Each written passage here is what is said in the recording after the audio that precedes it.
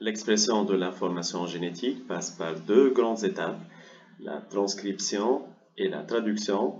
Parlons dans cette séquence de la traduction. Je vais d'abord présenter les acteurs cellulaires qui participent à la traduction, à savoir le ribosome avec ses deux sous-unités, la grande sous-unité ribosomale renfermant deux sites P et A capables d'accueillir des ARN de transfert, et la petite sous-unité ribosomale.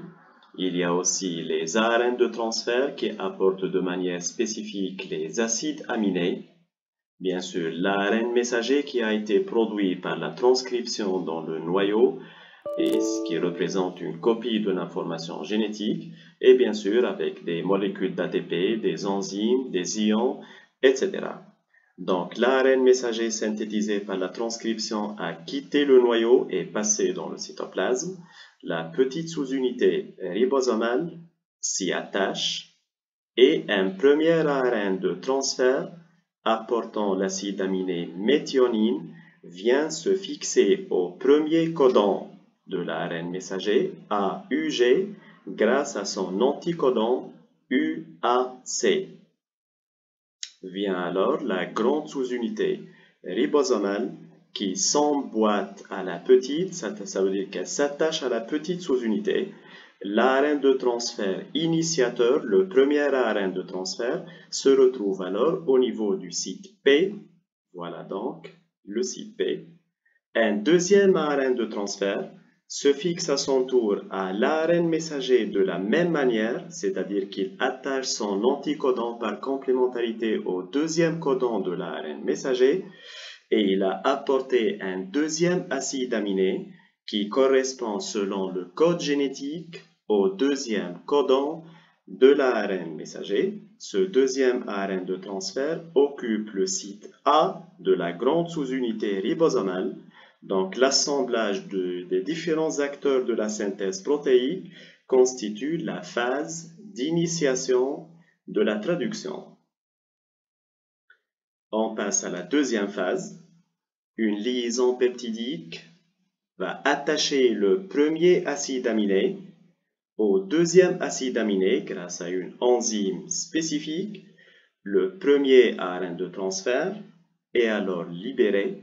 Voilà l'ARN de transfert libre. Et le ribosome va pouvoir avancer le long de l'ARN messager. Donc voilà sa position initiale. Voilà sa nouvelle position. Le ribosome a avancé le long de l'ARN messager d'un codon. Cette avancée est appelée translocation.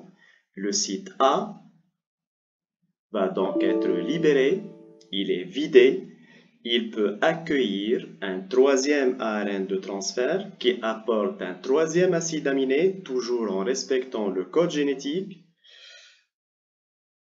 Et donc, le processus va pouvoir se répéter, c'est-à-dire l'accrochage, la fixation de l'ARN de transfert, la formation de la liaison peptidique et la translocation.